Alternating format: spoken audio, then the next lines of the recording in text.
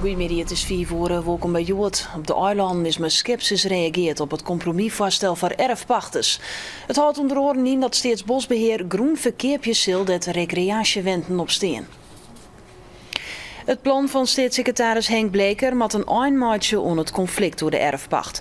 Maar op nota worden alleen nog op Vlieland maar 200 percelen verkocht. De burgemeesters van Vlieland en Skilge vinden dat de kar van die percelen op willekeur baseren is. In het nieuwe plan wordt ook praat hoe de erfpacht die maar 100% omheen gaat.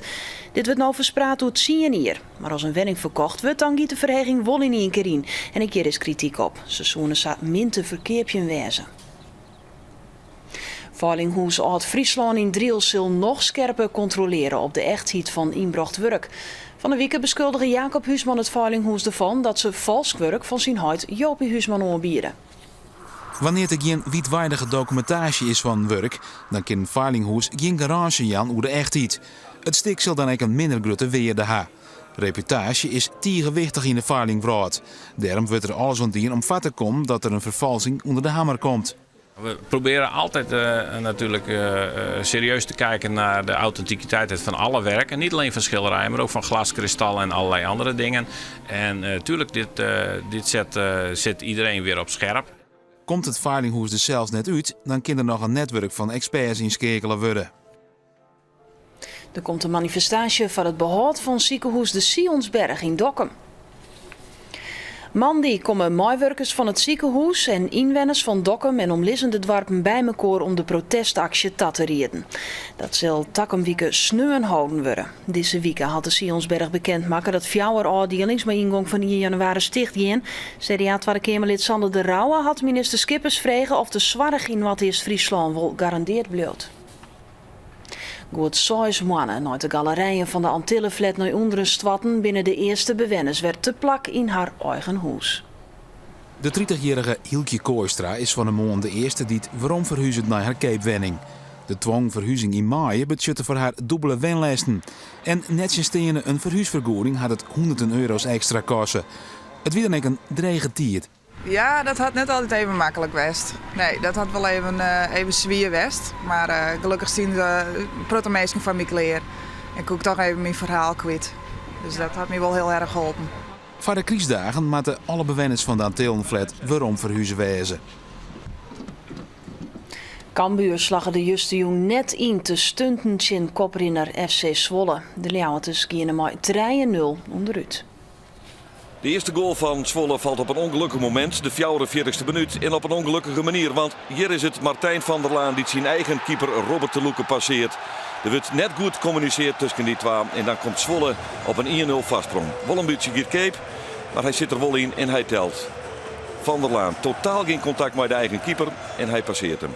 In de tweede helft gaat Zwolle op ziek naar de 2-0. En dat slag het de Zwolle naar de nek. Maar een mooie aanval. Over de linkerkant komt de bal bij Virgil Narsing.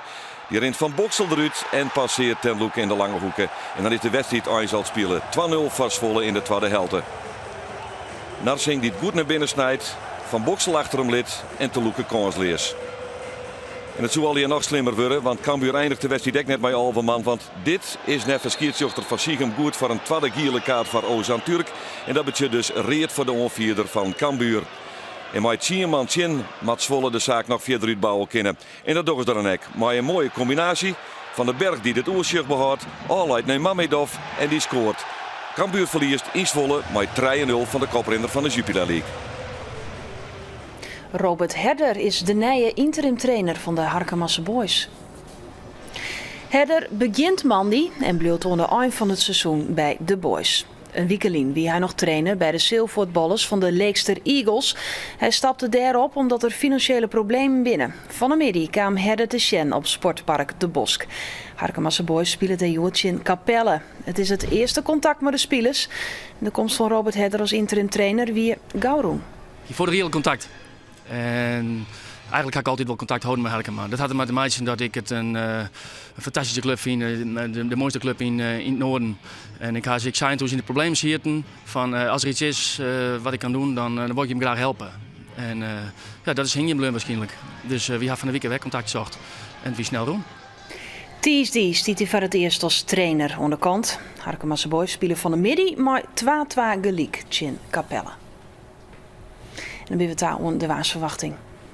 En vannacht stiet er nog een hudde wien. Er valt ook een soort ruimwetter en het is 6 graden. En morgen opnieuw buiig en het is dan een graad als 9. Dus stiet dan ook nog heel tijd een hudde wien. En Mandy en Tiesday binnen er winterske buien. Dit weer het nijs in het kwad. Dadelijks hier en de eerste aflevering van de Frieske Top 100. En stemmen op je mooiste Frieske platen kan nog heel tijd. Zocht ervoor op je website omroepfriesland.nl. Je hoort dit dadelijk weer om 6 uur. Graag dan.